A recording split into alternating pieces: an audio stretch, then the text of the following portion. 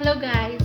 This time, we're going to make the malunggay mixture, gamot po sa ubo at sa sipo ng mga bata.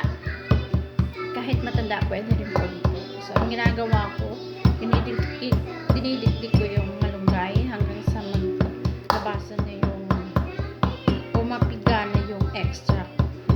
Tapos, pipigain natin gamit yung malinis na tela.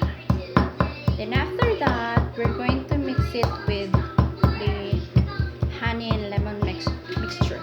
Ito, ginawa ko na. So, 2 pieces na lemon at saka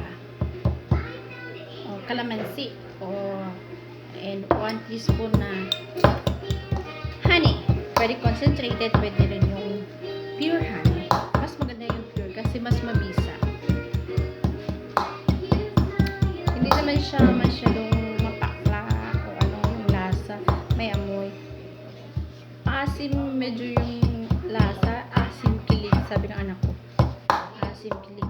Maganda po ito sa ubo at sipon kasi pag lagi tayong nagre-rely sa peanuts, nagre-rely tayo sa gamot na concentrated, nakakasira siya ng kidney. That's why nag-switch ako sa herbal medicine. Naisip ko to, effective naman po siya kasi may hika yung anak ko. Hinihika siya, lagi siya sinusumpong, kaya ginagawa ko ng herbs na lang ako kasi ayoko masira yung kidney